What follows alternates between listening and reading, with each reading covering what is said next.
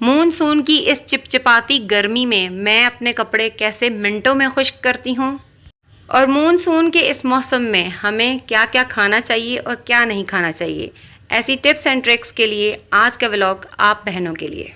और अगर मानसून के मौसम में आपने भिंडी खानी है तो एक चीज़ उसके साथ लाजमी खाना। तो व्लॉग का करते हैं बाकायदा आगाज़।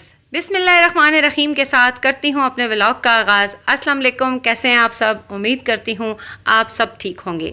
सुबह के नाश्ते और जो काम होते हैं छोटे मोटे उनके करने के बाद मैं बच्चों को पढ़ाने बैठ गई थी, क्योंकि 1 से 1.5 घंटा पूरी कोशिश होती है इनको पढ़ा लूँ, फिर मेरी हेल्पर आ जाती है तो उसके साथ भी आपको पता है देखना पड़ता है, चीज़ें इधर से उधर करनी पड़ती हैं। अच्छा, यहाँ सफ़ा आपको दिखा रही है कि जितनी भी मेरी आंटियाँ हैं ना उनको आपने दिखाना है कि ये वॉलपेपर मैंने बनाया है, तो आपने कमेंट सेक्शन में ज़रूर अप्रिशिएट करना है सफ़ा को। तो सफ़ा को आज चोट भी लगी है, बस अल्लाह पाक तमाम बच्चियों को, तमाम औलादों को अपनी अमान में रखें।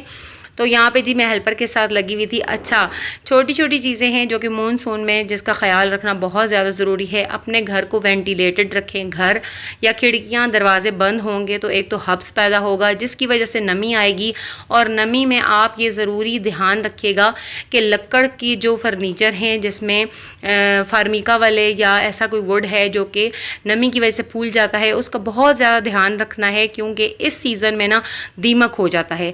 लास्ट ईयर दीमक हमारी एक अलमारी में हो गया था तो हम बिल्कुल भी ना मायूस हो चुके थे कि वो अलमारी बिल्कुल भी ठीक नहीं होगी, लेकिन माशाल्लाह अल्लाह पाक से ज़िंदगी दे हमारे बुज़ुर्गों को और उनका साया हमारे सरों पर सलामत रखे। मेरे जो फादर इन लॉ हैं, मेरे ससुर अब्बू हैं, वो उन्होंने ना अलमारी का इतना अच्छे तरीके से ना उसकी सफाई की और उसमें मुख्तलिफ जो दवाइयाँ थी उनका स्प्रे किया और मिट्टी के तेल का इतना ज़्यादा स्प्रे किया गया कि दीमक ना वहाँ वो जगह छोड़ने पर मजबूर हो गया। 2 से 3 महीने हम उस कमरे का हमने इस्तेमाल नहीं किया था उस स्मेल की वजह से, और इतनी स्ट्रॉन्ग उन दवाइयों की स्मेल थी कि दीमक ने तो वो कहते हैं ना जगह छोड़नी ही थी। खैर शुक्र अल्हम्दुलिल्लाह, अगर ऐसे कभी हो जाए तो आप बहुत ज़्यादा एहतियात करना। दीमक की दवाई मिलती है मार्केट से, आप वो यूज़ करना तो इंशाल्लाह दीमक चला जाएगा जी। तो यहाँ पे मैं हेल्पर के साथ लगी हुई हूँ, यहाँ सारी डस्टिंग और सब करवा रही हूँ, क्योंकि ना इसने छुट्टी पर जाना है।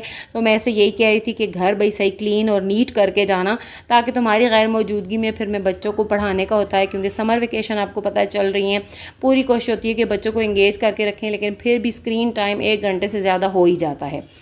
यहाँ पर जी पोछा लग रहा है। अच्छा, मानसून में ना आपने क्या करना है, मेरी वो वीडियो ज़रूर देख लेनी है जिसमें मैं ना फ़िनाइल बना रही हूँ। फ़िनाइल मैंने बताया सस्ता तरीन तरीका, फ़िनाइल सस्ता आपको कहाँ से मिलेगा वो मैंने लेटेस्ट अपलोड में मेरी होगी वो वीडियो, तकरीबन 2 to 3 वीक्स अगो वीडियो मेरी वो होगी, वो आप ज़रूर वॉच करना।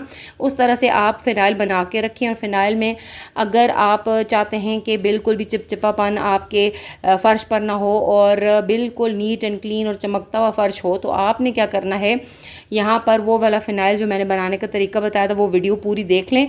और जी आपने क्या करना है, पोछा हमेशा बहुत ही ज़्यादा ना निचोड़ के, बहुत ही ज़्यादा टाइटली निचोड़ के ना अपनी हेल्पर को बोलें कि लगाए।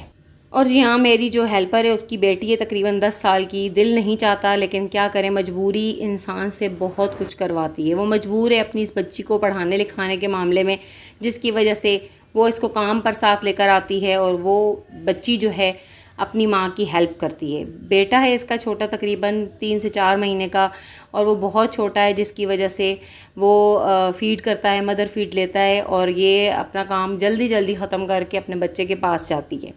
तो यहाँ मैं इसके साथ जो छोटी मोटी हेल्प होती है करवा देती हूँ। जो इसकी बेटी इकरा उसका नाम, वो कर सकती है, वो कर लेती है। जो इसके साथ मैं हेल्प करवा सकती हूँ वो मैं कर लेती हूँ जी। तो यहाँ पर मैं अभी बाहर जा रही हूँ, यहाँ पर कपड़े वगैरह गीले बहुत हो जाते हैं। जिस तरह अमूमन बारिश ऐसी हो जाती है ना कि बच्चे कहते हैं हमने बाहर ना आना है, तो वो कपड़े लाजमी तौर पर कोशिश किया करें कि कहीं तार वगैरह पर या खुली जगह पर लटका दिया करें। अच्छा, यहाँ जो है ना ये पर आप देख सकते हैं मानसून में अगर ऐसे कभी हुआ है ना कि आपने सफाई वगैरह नहीं की है, जिस तरह मैंने नहीं की, तो आपने क्या करना है कि ये ऑयली वगैरह जो भी चीज़ें हैं ना इनको लाजमी तौर पर साफ़ कर लें, तो मानसून की नमी की वजह से ना ये बिल्कुल स्टिक हो जाएंगी। यहाँ पर आप बहनों को ये बताऊंगी कि मैं अपने कपड़े कैसे गर्मी में और इस मानसून के चिपचिपे मौसम में ड्राई करती हूँ। यहाँ पर आप देख सकते हैं ये एक आउटर हमारा लगा हुआ है और वो दूसरा आउटर जो था जो हमारे नेबर हैं वो उनका है। ये ग्रिल हमारी है, दीवार हमारी है, इसके ऊपर मैं कपड़े और जूते कुछ भी चीज़ होती है मैं उनके आउटर के सामने रख देती हूँ। इस आउटर की इतनी ज़्यादा हीट होती है, ये कमरे को तो ठंडा करता है लेकिन कमरे की सारी हीट जो है ना इस आउटर के थ्रू बाहर निकलती है। तो जी कमरे की सारी हीट की वजह से मैं इधर कपड़े लटकाती हूँ, जूते रखती हूँ, जो भी चीज़ रखती हूँ ना वो मिनटों में खुश्क हो जाती है।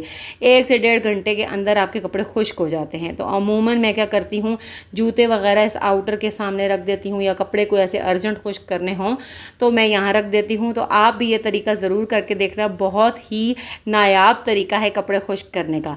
अच्छा, यहाँ आप देख सकते हैं मेरी एंट्रेंस जो मैंने दिखाई है, तो अगर किसी ने देखनी है तो ये वीडियो मैंने अपलोड की हुई है। यहाँ पर हमारी डव साहिबा बैठी हुई हैं और जी इसका इंशाल्लाह मैं दिखाऊंगी आपको आने वाले व्लॉग में कि देखते हैं कि इसने कितने अंडों में से कितने बेबीज़ हैच हुए हैं, अंडे हैच हुए तो कितने बेबीज़ निकले हैं उनमें से। यहाँ पे बच्चे बाहर चले जाते हैं, इतनी मट्टी पाँव के साथ लेकर आते हैं ना, जिसकी वजह से बहुत ही ज़्यादा परेशानी हेल्पर को भी हो रही थी। यहाँ पर हमारा पाइप लीक हो गया तो मैंने देसी जुगाड़ यही किया, इसको कपड़ा दिया जो कि सफाई का था और वही मैंने बोला इस तरह बांध दो ताकि कम से कम पानी जो है ना उछल के मोटर पर ना जाए, क्योंकि आपको पता है इलेक्ट्रिक बहुत ही ज़्यादा हमारी फ्रेंड भी है तो सबसे बड़ी हमारी दुश्मन भी है, क्योंकि अगर गीला होगा कुछ भी तो हमें करंट लगने का और हमारी जान जाने का ख़तरा है। इसीलिए एहतियातन मैंने इसके ऊपर कपड़ा डाल दिया था। यहाँ पर ये दोनों माँ बेटी सफाई कर रही हैं और हमारे कारपोर्ट से वाइपर लगा के उसको खुश्क कर रही हैं। साथ ही साथ आप देख सकते हैं हवा चल रही है और मौसम बहुत ही अच्छा हो रहा था, तो मैंने शुक्र किया कि हवा चल रही है, क्योंकि इतना हब्स हो रहा था कि सांस लेना भी मुश्किल हो पा रहा है। तो यहाँ पे मेरी हेल्पर का काम ख़त्म हो गया और वो जा रही है। उसके जाने के बाद मैंने यहाँ बनाई है जी भिंडी। भिंडी सबकी फेवरेट होती है, सबको पसंद होती है, मोस्टली लोगों को पसंद है, हमारे घर में भी खाई जाती है। लेकिन मानसून के मौसम में इसको खाने के कुछ तरीके हैं, क्योंकि कहते हैं कि ये शकील होती है और इसको हज़म करने के लिए काफ़ी टाइम पीरियड चाहिए होता है। और कहते हैं कि रात को नहीं खानी चाहिए, बहुत से लोग खाते हैं, लेकिन हम जो एहतियात करते हैं वो आपके साथ डिस्कस और शेयर कर रही हूँ।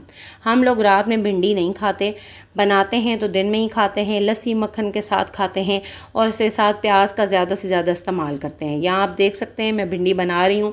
सिंपलेस्ट तरीका है, कोई इतना लंबा चौड़ा या ऐसा कोई ख़ास तरीका नहीं है। प्याज को नरम गरम करके हम अपनी भिंडी को देसी तरीके से काट लेंगे।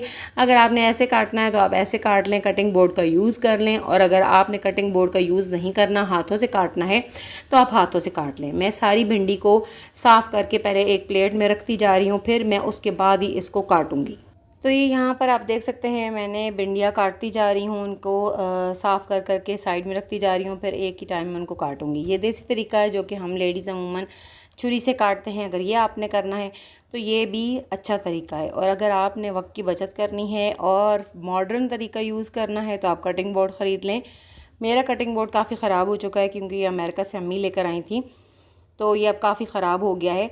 अब मैं इसको बदलने का सोच रही हूँ। आप में से किसी को अच्छे वाला कटिंग बोर्ड पता है, दराज का लिंक है या किसी भी वेबसाइट का लिंक है तो ज़रूर मुझे शेयर करना। मुझे कटिंग बोर्ड ख़रीदना है तो आपसे मशवरा लाजमी है। अच्छा, ये 4 से 5 जो भिंडी मैंने बचाई है ना, ये आप देखते रहना व्लॉग में कि मैं इनका क्या करती हूँ।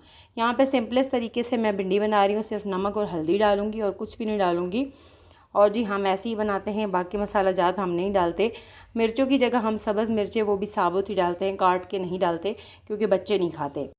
तो जी था जिसका इंतज़ार वो शाकार आ गया। मैंने एक बोल में पानी ले लिया और 5 भिंडी उसमें भिगो दिए। करूँगी क्या बताती हूँ। इसके बाद आटे को हमेशा जब भी आप इस्तेमाल करें तो इस्तेमाल करने के बाद वो ऐसा कुछ दिखता है जो कि अभी नज़र आ रहा था।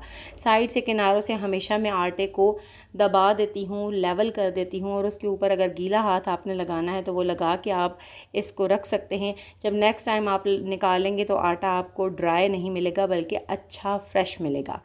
अच्छा जी, जो मैं बोल रही थी ना कि एक चीज़ लाजमी डाल के खानी है, तो इस मौसम में आप भिंडी ज़रूर खाएं, लेकिन भिंडी के ऊपर ना जो लेमन जूस है वो ज़रूर डाल के खाएं। नींबू एक निचोड़ें और खूब भिंडी खाएं, इंशाल्लाह ताला ज़रूर और जल्दी हज़म हो जाएगी, क्योंकि भिंडी शकील होती है, उसको हज़म करने के लिए नींबू का इस्तेमाल लाजिम व मलजूम है। आप देख सकते हैं ये पट्टियाँ मैंने धो ली हैं, और जी मैं किसी वक्त मौका ढूंढ के ये पट्टियाँ उधर लगा दूँगी। ये जो जूते मैंने आउटर के सामने रखे थे ना, इतना कमाल तरीका आप बहनों को बताया है ना कि क्या आप लोग याद करोगे। सारे कपड़े भी खुश्क हो चुके हैं, मेरे जो बच्चे के जूते थे वो भी ड्राई हो चुके हैं। और जी मैंने एक तीर से कर ली हैं यहाँ चार शिकार। एक तो मैंने वक्त की बचत की, दूसरा मैंने कपड़े खुश्क कर लिए, तीसरा मैंने सैंडल खुश्क कर लिए, और चौथा मैंने तसल्ली, तशफ़ी और इत्मीनान और सुकून का सांस भी लिया। उम्मीद करती हूँ आज का व्लॉग आपको अच्छा लगा होगा। कैटो से मिलें और अपना बहुत ज़्यादा ख्याल रखिएगा। वीडियो को लाइक शेयर कर देना। अल्लाह हाफ़िज़।